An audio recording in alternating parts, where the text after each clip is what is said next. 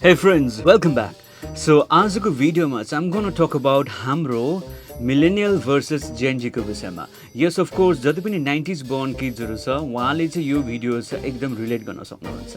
A childhood started with लुकीचोरी खेल्नेहरू भयो अनि त्यो कार्डवाला रेस्लिङहरू त सायद तपाईँले खेल्नु भएन होला होइन. स्पेसली गर्ल्सहरूले चाहिँ भाँडाकुटीहरू खेल्ने गर्थ्यो. कति रमाइलो थियो त्यो समय है. वेराज अहिलेको जेनजीलाई हेऱ्यो भने उहाँहरूको चाइल्डहुड वाज समहाउ समवेयर होइन, डिजिटली नै हुक्ड अन होइन, फोनहरूमा खेलेर नै हुर्केको हो. तर हामी भने चाहिँ मैदानमा गएर फिजिकली होइन, नट डिजिटली ग्रोन अप हो नि त हामी होइन. र स्याटरडे सन्डे छुट्टी हुँदाखेरि होइन गाउँमा साथीभाइहरूसँग खेल्ने गर्थ्यौँ अनि समय गएको त थाहा नै पाउँथेन. घरबाट चाहिँ चिच्चाएर हाम्रो नामहरू बोलाउँदै पेरेन्ट्सहरूले दे युज टु कल अस होइन, छिटो आइज खाना खाने टाइम भयो आइजहरू भन्ने गर्थे है. तर वेराज अहिले हेऱ्यो भने ठिक अपोजिट. अहिलेको नानीहरूलाई चाहिँ ए जान बाहिर जान जा भनिन्जल कि होइन, खेल्नु जा भनिन्जल हुन्छ. तर स्याडली अब खेल्ने ठाउँहरू पनि त छैन आजभोलि त है. अब स्कुलमा त झन् इन्ट्रेस्टिङ मेमोरिजहरू रहेको छ है. लास्ट बेन्चमा बसेर अलिकति बदमास गर्नु होइन, मटरहरू हुन्थ्यो है, मटरहरूले पछाडि बसेर हिर्काउनु अगाडि घरलाई होइन, टिचर्सहरूको नकल गर्नु होइन.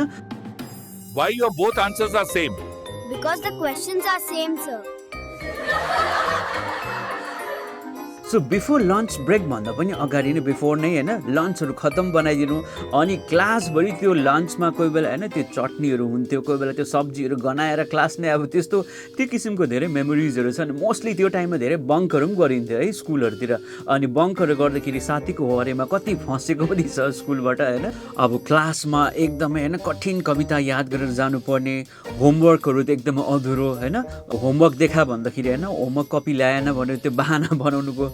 Show me your homework right now. Yes, sir, I completed all of it. Good. Then show it to me. Sir, I completed it, but I forgot it at home. त्यो मेमोरिजहरू धेरै छन् त. मिलेनियलहरूले चाहिँ धेरै स्कुलहरू एब्सेन्ट बस्थ्यो अनि एब्सेन्ट बसिसकेर स्कुल जाँदाखेरि एब्सेन्ट बसेर सोध्छ अनि द्याट पर्टिकुलर टाइममा चाहिँ धेरै एक्सक्युजेसहरू हामी बनाउँथ्यौँ है.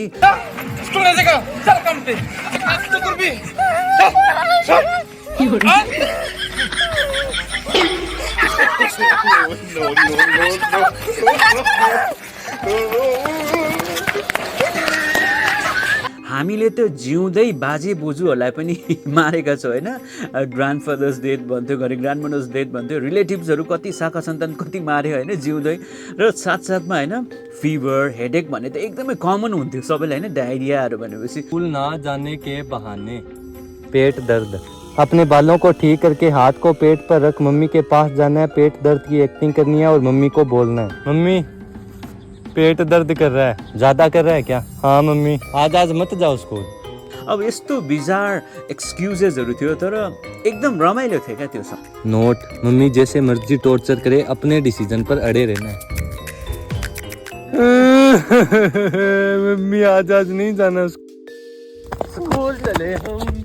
अनि मोस्टली मिलेनियल्सहरूले चाहिँ सानोमा नै नागिन डान्स चाहिँ सिकेर आएको हुन्छ. त्यो पनि बजारतिर या फेरि मेलाहरूतिर होइन हामीलाई पेरेन्ट्सहरूले लाँदाखेरि अनि आफूले मन परेको त्यो सामान नकिन्दाखेरि चाहिँ we used to cry like a hell होइन.